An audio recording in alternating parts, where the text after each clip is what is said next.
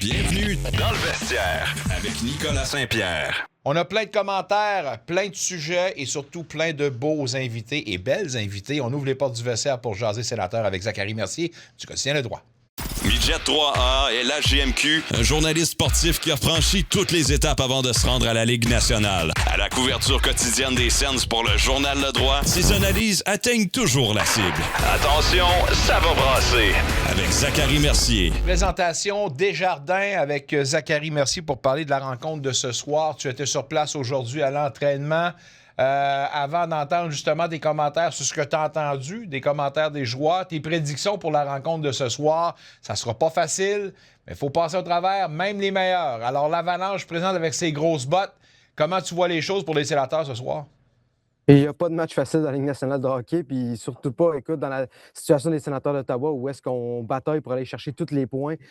Écoute, il n'y en a pas de victoire facile, il n'y a pas de points qui sont donnés. Puis d'un côté comme de l'autre, écoute, tout peut arriver dans un match de hockey. L'Avalanche connaît tellement une bonne saison. C'était peut-être un peu plus difficile lors des dernières rencontres où est-ce qu'il semble retrouver une certaine normalité, où est-ce qu'il était tellement au-dessus de la mêlée depuis le début de la saison. Ça n'a pas de bon sens, là, sincèrement. Donc j'ai bien hâte de voir un peu de quelle façon les sénateurs vont réussir à poursuivre un peu sur leur élan quand même, avec une victoire aussi convaincante que celle de dimanche face aux Golden Knights de Vegas. Je ne peux pas croire que ça n'a pas galvanisé un peu, ça ne te donne pas un boost de confiance, puis une certaine énergie. Là, on parle souvent d'un peu d'énergie du désespoir depuis quelques semaines du côté des sénateurs, où est-ce qu'on doit avoir un sentiment d'urgence dans notre jeu. Ben, écoute, avec un adversaire comme celui-là, tu n'auras pas le choix d'être parfait, puis le sentiment d'urgence n'aura pas le choix d'être là dès la première seconde, parce que sinon, ils vont te bouffer tout rond. Il faut que ça soit un match axé sur la défensive. Ça ne peut pas être autrement. D'ailleurs, Travis Green en parlait aujourd'hui. On sait de quelle façon qu'on peut jouer. Quand on joue de cette façon-là, on a beaucoup de succès. Ce soir, là, pour moi, là, c'est un bon vieux match des années 90. Là. La trappe à outrance, puis on attend nos chances de marquer. Là. On ne peut pas jouer les run and gun avec eux autres, ça, c'est sûr. Là, justement, ils ont quand même quelques blessés, mais ça demeure une formation tellement bien nantie. Puis Travis Green, lorsqu'on lui a posé la question ce matin un peu de comment tu vois, comment on se prépare pour affronter une équipe comme l'Avalanche, il dit They've got a lot of weapons.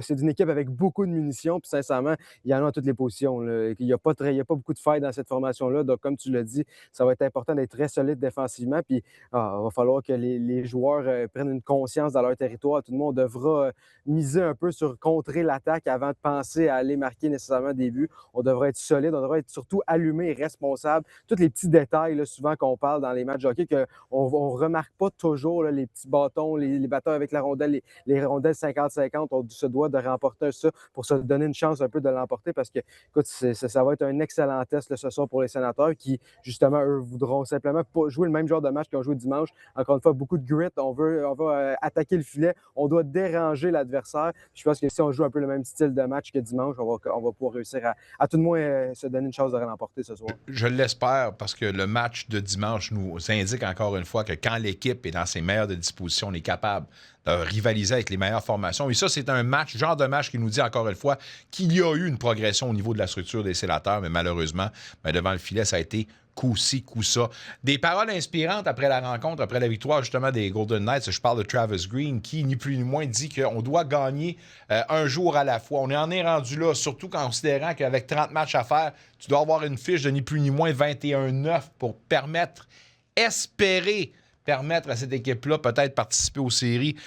Donc, l'état d'esprit, tu l'as senti, c'est le même, des petites victoires de 5 minutes, petit à petit, pas à pas, puis après ça, on va en prendre en courant. Tu sens que justement, ce message-là a bien passé dans le vestiaire des sénateurs?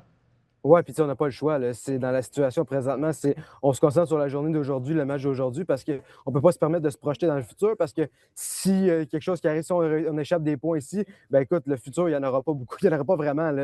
Les espoirs vont s'effriter. Donc, ça va être vraiment de se concentrer comme ça, de ne pas regarder trop loin, de ne pas déjà abandonner puis se dire, ben écoute, ça va prendre un miracle pour participer aux séries. On ne doit pas être dans cette mentalité-là, parce que justement, sinon, on est déjà mort. Aussi bien déjà faire ses valises pour le dernier match de la saison, partir en voyage, booker ses billets d'avion, parce que si on pense déjà à ce que ça va être tellement difficile, puis on fait donc pitié, ça ne marchera pas. Je pense pas que c'est les sénateurs, puis je pense pas que c'est le style non plus aux vétérans de cette équipe-là. On parle d'un Claude Giroux, on parle même un style à Brady Tkachuk. C'est pas ces genres de joueurs-là à abandonner ou à tout de même baisser les bras quand ça devient plus difficile, bien au contraire. Donc pour moi, les sénateurs peuvent encore toujours espérer. On l'a vu, là, ils sont capables de dominer une des meilleures formations de la Ligue nationale de hockey dimanche.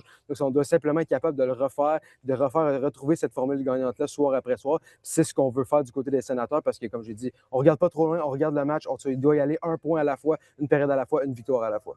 La semaine dernière, je t'ai demandé la question à savoir si tu t'attendais à voir Reimer de retour dans la formation. Ça n'a pas pris de temps. Considérant que Matt Sogard a quand même bien fait, puis je me dis que pourquoi pas continuer avec le gars qui te donne, je sais pas, un petit peu de momentum. Reste que je pense que dans les faits, on a bien géré la situation. On veut pas brûler Matt Sogard puis se faire brûler contre son ancienne... La dernière défaite contre l'Avalanche, c'est lui qui était devant le filet. Fait que la chaîne a débarqué, tu veux pas l'exposer à ça. Ramener Reimer au lieu d'Allmark et tout ça, est-ce que tu es d'accord avec la gestion et le fait que Reimer soit le partant ce soir? Ouais, ben ça prend c'est un gars d'expérience, là. Puis, sincèrement, depuis le début, depuis qu'il a été signé par les Sénateurs, joue du bon hockey, a donné des Je suis chances à d'accord son avec ça. équipe de l'emporter. Tu sais, il a été, comme je le répète, probablement le gardien le plus constant où est-ce que lorsqu'il est devant le filet, on sait le plus à quoi s'attendre, on dirait, depuis le début de la saison, même si l'échantillon est évidemment très court. Mais ça demeure un gars que tu peux pas nécessairement avoir signé puis laisser sur les lignes de côté trop longtemps. Donc, pour moi, ça, c'est simplement logique, puis de pas justement utiliser Sogard puis de le remettre un peu dans les mêmes dispositions qu'on l'avait utilisé la dernière fois qu'on a affronté l'Avalanche. Donc, pour moi, c'était logique. Puis, Linus Ullmark n'a pas l'air encore prêt à vouloir jouer. C'est lui, on le répète du côté des Sénateurs que c'est lui qui va décider lorsqu'il sera prêt. Mais on n'a pas semblé recevoir son feu vert. Donc, ça va être justement James Reimer devant le filet. Puis, comme j'ai dit, très à l'aise avec lui. Il peut donner encore une fois à son équipe une chance de l'emporter. Puis, il en a vu là, des bonnes équipes. Il en a affronté des bonnes équipes. Il en a vu toutes sortes de situations. Donc, pour moi, c'est pas le genre de match où est-ce qu'il va serrer le bâton, qu'il va être stressé de se dire, écoute, faut que je l'emporte, ma carrière en dépend. Peut-être pas la même chose que si un Sogard avait été devant le filet, qu'il sait que ce match-là pourrait décider son avenir dans la Ligue nationale de hockey avec les Sénateurs. Donc, pour moi, c'est un choix logique. Puis écoute, on va voir ce que ça va donner ce soir. Ça ne sera pas facile, peu importe le gardien de but qui va être devant le filet, mais s'il est capable de donner une chance aux Sénateurs de l'emporter, écoute, ça va déjà être un gros plus. On va toucher du bois, puis on va souhaiter le meilleur pour James Reimer, qui vole le show. Ça serait le fun en tabarnouche. Pour aider la cause des Sénateurs, puis on va voir évidemment les jumelages. Et à la maison, au moins, tu as l'avantage de la glace pour mettre les jumelages que tu veux. Pinto avec Cousins et avec Amadio, ce sera un trio qui sera fort en demande ce soir. Mais au-delà, justement, de leur shutdown ability, est-ce que le 12, tu le surveilles aussi peut-être pour sa production? Rappelons que dans ses 15 derniers matchs, qui datent depuis son retour au jeu, seulement 2 buts dans cette séquence. Est-ce que c'est quand même des chiffres qui t'inquiètent? Bien, ça demeure un joueur qui est tellement responsable défensivement que ça m'inquiète, oui, qu'on aimerait ça le voir produire davantage, mais c'est pas comme s'il était complètement inutile non plus. Il apporte quand même cette dimension-là, joue du bon hockey, obtient quand même quelques occasions. Des fois, c'est simplement une question de millimètres. Justement, les occasions, pas capable de décocher le tir qu'on voulait, rate certaines occasions. Donc, pour moi, c'est pas alarmant, mais évidemment qu'on souhaite une plus grande production. Puis des fois, c'est dans ce genre de match-là où est-ce qu'on le sait qu'il va être jumelé à Nathan MacKinnon. Face à Nathan MacKinnon, ça va être un peu les deux vont se suivre un peu toute la soirée. À tout de moins, Travis Green va tenter là, de mettre Pinto dans les culottes de MacKinnon pour tenter de le ralentir. Mais c'est ce genre de match-là que des fois, on est concentré, on se sent qu'on est tellement impliqué sur la tâche. On va avoir du temps de glace, il le sait. Des fois, c'est ce qui permet de relancer. Des fois, d'aller marquer un but ou à tout le moins d'aller produire offensivement parce qu'on est tellement dans le match. On est tellement là. Oui, on investit beaucoup d'énergie défensivement, mais des fois, ça permet justement de couper certains jeux puis d'aller de l'autre côté puis d'en profiter justement pour s'amuser de l'autre côté. Des avantages numériques qui est maintenant l'affaire de Mike Yeo dans ces 2 matchs qui coïncident avec l'arrivée de Mike Yeo à la place de Noel Baumgartner. L'équipe est 5 en 6 occasions. Donc, je comprends que l'échantillon n'est pas gros, mais est-ce que déjà, on peut dire que Yeo a mis son empreinte puis a mis des correctifs pour aider cette équipe-là à être beaucoup plus efficace dans cette facette de jeu? C'est plus encourageant, ça c'est certain, parce qu'écoute, si on avait effectué ce changement-là, puis le désavantage numérique avait été 1 en 6, le discours aurait été très différent. Là. Disons que ce changement-là aurait moins bien paru. On serait peut-être dit à l'interne, ouais, on aurait peut-être dû le faire, mais pas le dire à personne.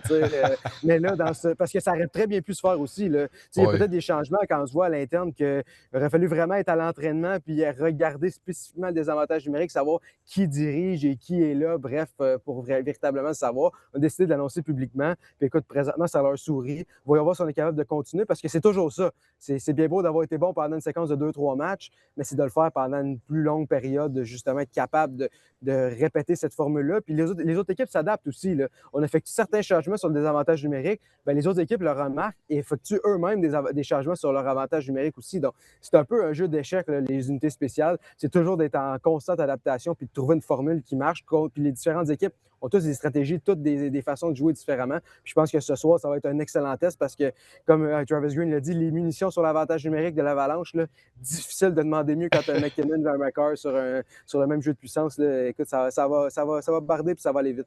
T'es mieux d'être discipliné. Brady Tkachuk, avant de te laisser, qui a 11 points à ses 7 derniers matchs, est-ce que tu es de ceux et celles qui pensent que le capitaine est redevenu le capitaine qu'on attendait? Ça a pris du temps, mais en tout cas, des signes encourageants. Là.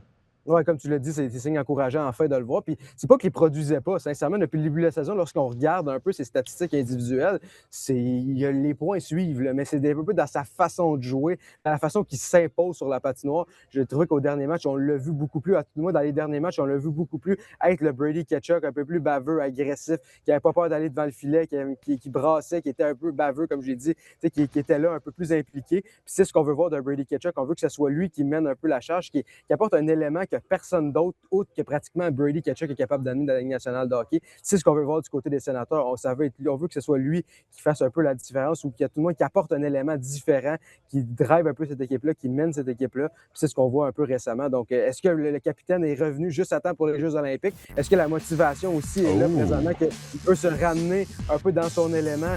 Puis tout ça juste avant la période olympique. Évidemment qu'il y a toujours un lien, il y a peut-être un lien à faire avec tout ça. Mais pour moi, écoute, le timing ne pouvait pas être meilleur pour les Sénateurs et pour lui parce que, écoute, il faut qu'il ouvre la machine, il faut que les Sénateurs ouvrent la machine. Il faut aller chercher des points si on veut encore s'accrocher aux mêmes chances de participer aux séries éliminatoires. Quand même incroyable que l'Avalanche, avec tant de talent, est 28e sur l'avantage numérique avec un rendement de 15,9 %. Comme on dit des fois, trop, c'est comme pas assez. Trop de monde qui veut avoir la POC, tout le monde qui regarde pour eux autres. En tout cas, c'est leur problème pour l'instant. Il y en a un problème qui s'appelle l'Avalanche en face des Sénateurs. Il faudra le régler, ce problème-là. Bon match ce soir. On se voit au Centre Canadian Tire. Un retour sportif 100% local dans le vestiaire avec Nicolas Saint-Pierre.